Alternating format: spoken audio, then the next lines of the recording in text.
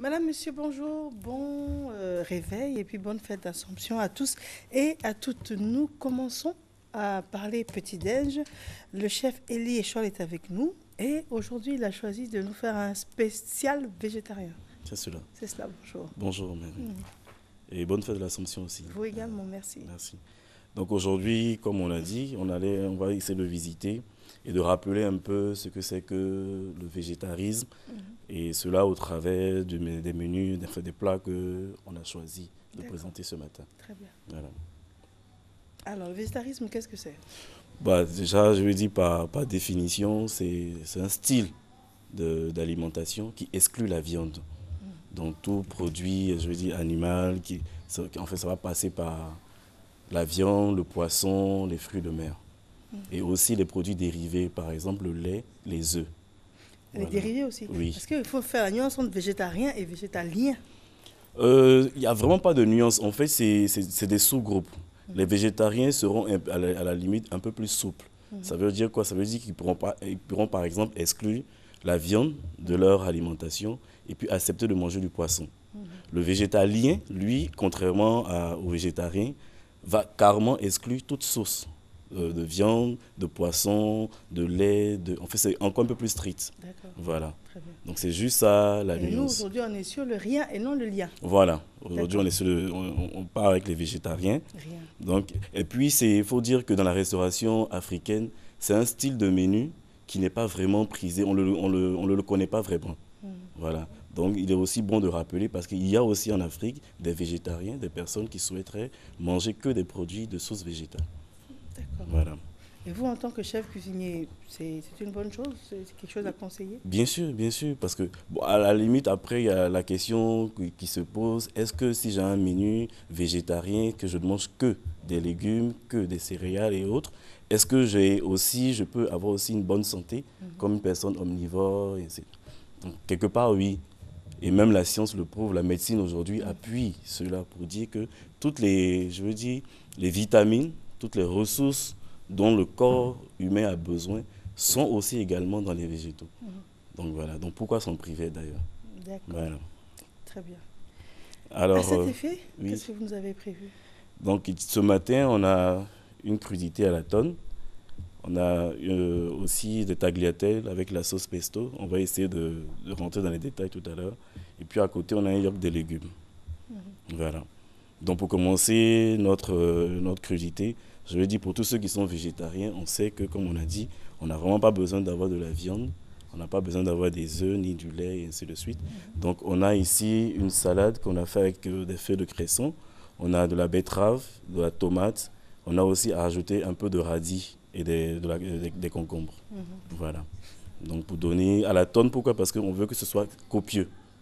Donc voilà, donc notre assiette est assez garnie, elle est remplie.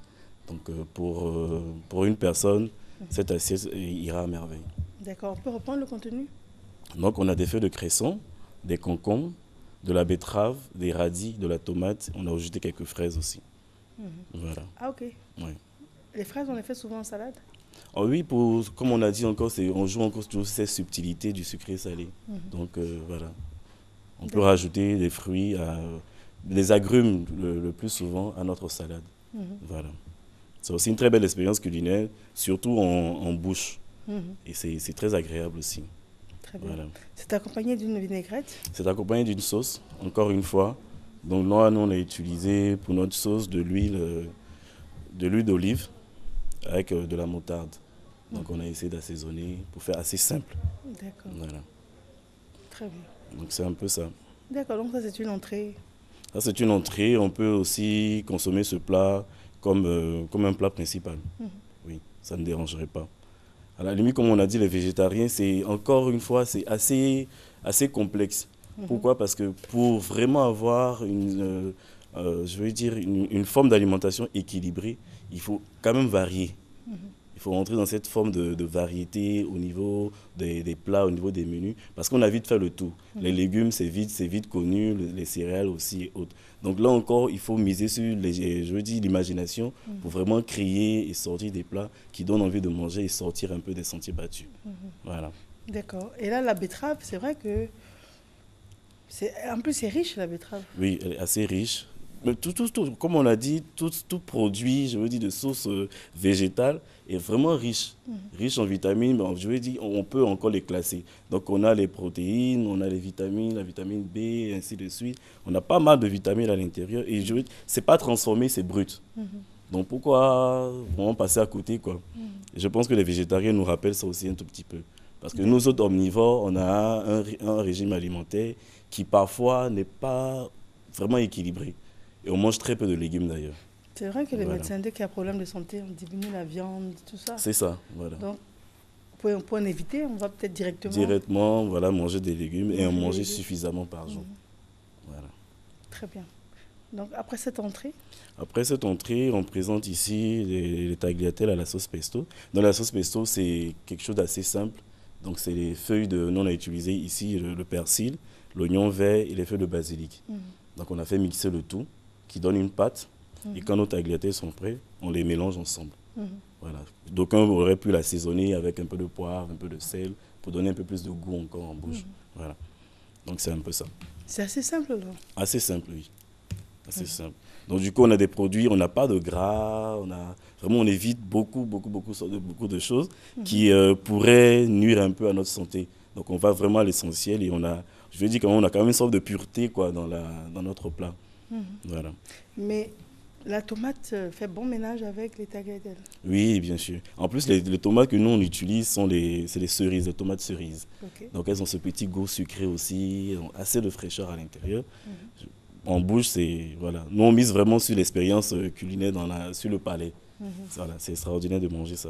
On peut reprendre la composition de la sauce? Donc, notre sauce, nous, ici, on a utilisé le persil, les feuilles d'oignon, et puis les feuilles de basilic. Donc, on a mixé le tout. Comme j'ai dit, d'aucuns auraient pu ajouter un peu de poivre, un peu de sel. Voilà. Et vous, c'est sans sel? C'est sans sel. C'est sans sel. Donc, on préfère, parce que déjà, on a fait revenir les tagliatelles dans une solution saline à laquelle on a rajouté un peu d'huile d'olive. Donc, pour ne pas que les tagliatelles collent, voilà, et qu'elles brillent aussi un peu trop. Donc, on a vraiment mesuré des choses et puis, bon, voilà, on a présenté ça comme ça. D'accord. Ouais.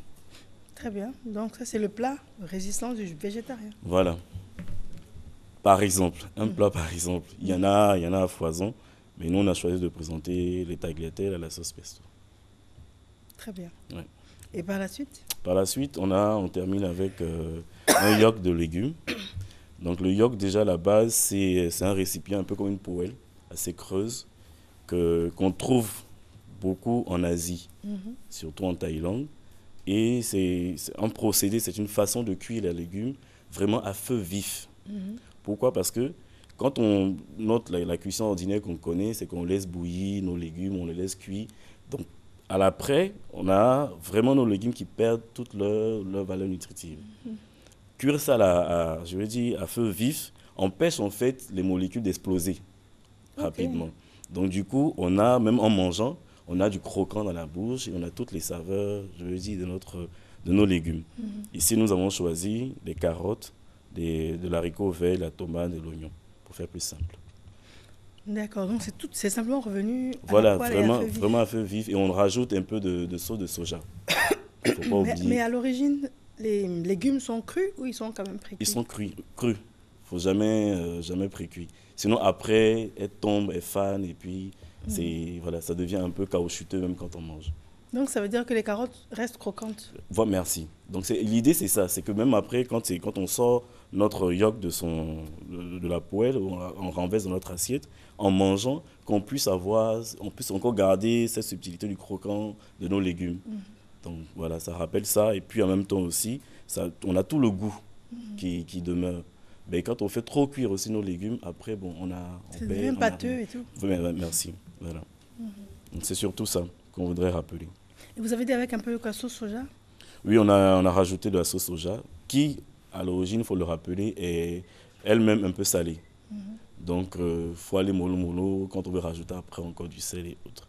Maintenant, on peut l'assaisonner avec un peu de gingembre, un peu d'ail pour rappeler le côté Asie, quoi. Voilà. Qui est une influence certaine chez vous? C'est ça. C'est là-bas que vous avez été formé? Oui, j'ai passé quand même assez de temps, surtout à Dubaï. Donc, du coup, cette cuisine-là a été pour moi un déclic et j'en suis tombé amoureux.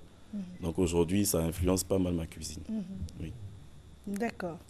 Très bien. Donc c'est une déclinaison, enfin c'est une batterie de plats conseillés pour des végétariens Des végétariens, ou des personnes qui veulent simplement prendre soin de leur ligne. Merci. Et Et puis bien manger. éviter un peu trop de protéines animales, Animal, oui. n'est-ce pas? C'est ça.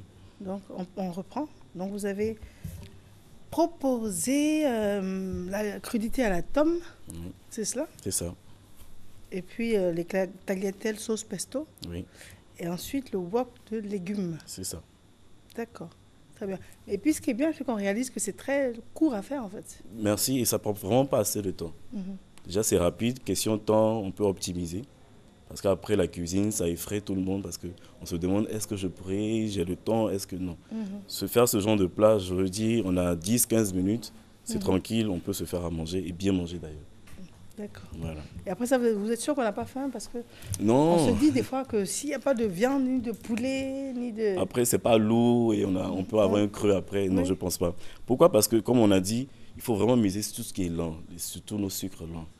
Ils permettent vraiment une digestion, ils prennent le temps, voilà. Et puis après, on n'a pas vraiment faim. Pourquoi? Parce qu'on a encore des réserves. Voilà.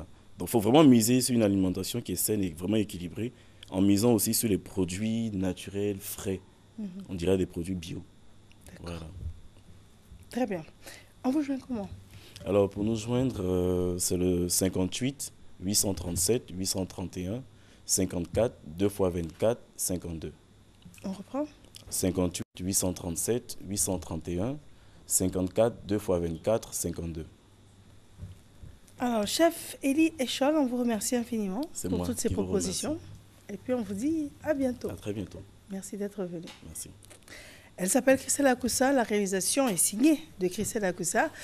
Une transition, il est quasiment l'heure d'une page de publicité et nous revenons. Et surtout, bonne fête d'Assomption à tous et à toutes.